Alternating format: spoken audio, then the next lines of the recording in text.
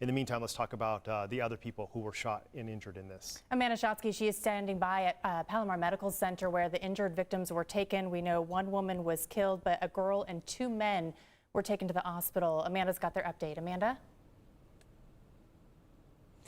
The media has been kept a distance away out of respect for the victims and their families. As you mentioned, we're learning a little bit more about the victims. We know that one woman, unfortunately, has died. She is described as an older woman. We know two men are in stable condition, and there is one little girl who is also in the hospital. Now, we've been seeing people come here to visit the victims. One of them, Danny, joins me right now. I am so sorry to be talking to you under these circumstances.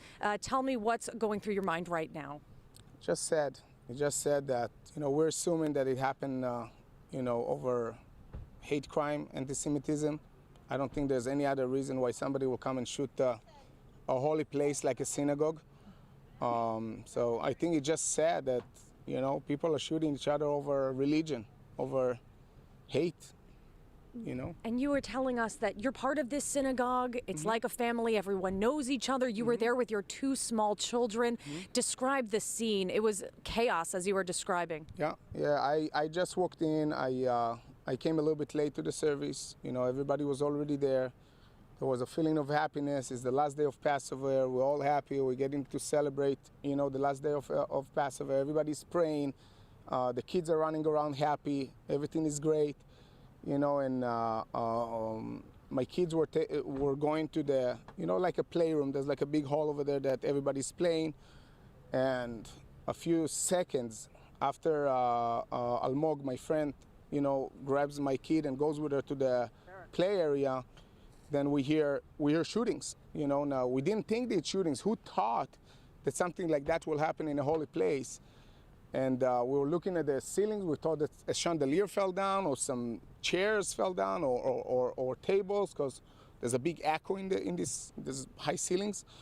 And then everybody was screaming like crazy, shooting, somebody's shooting. So we all laid on the floor. All I cared about is like finding my kids. My 2.5 years old was there, and my 5 years old was there.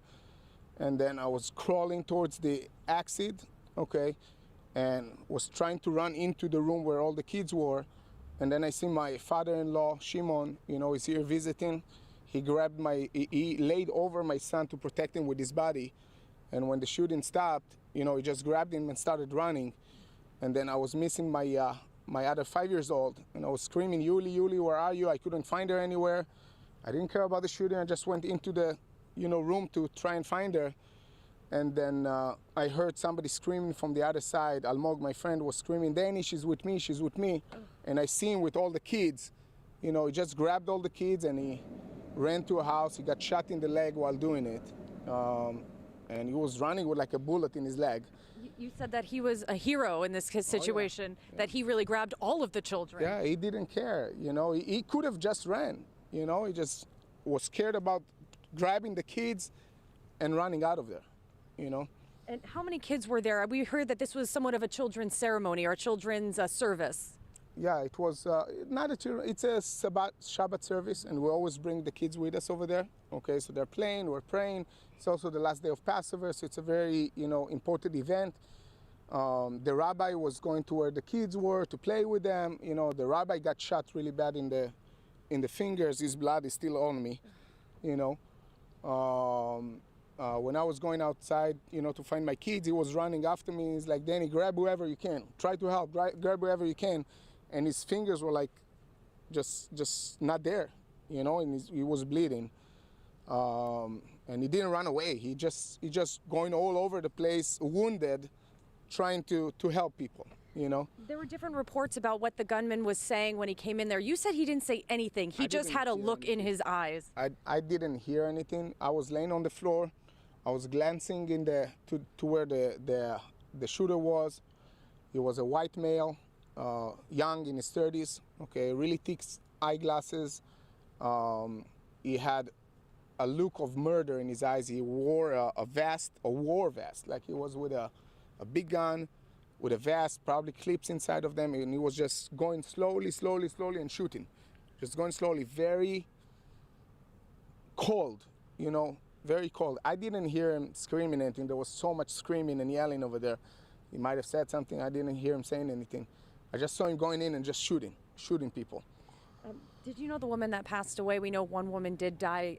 I understand that you knew that she was came to services regularly. I didn't know her personally. I know her husband, Howard.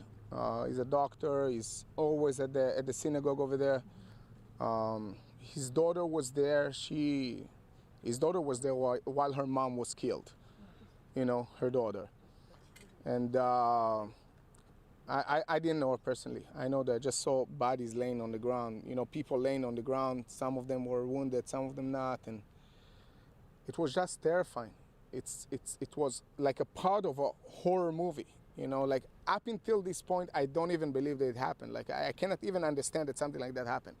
You're still in shock right now. Of course. But you did say that you are somewhat scared to even go back to that synagogue, even to a point of maybe leaving the country.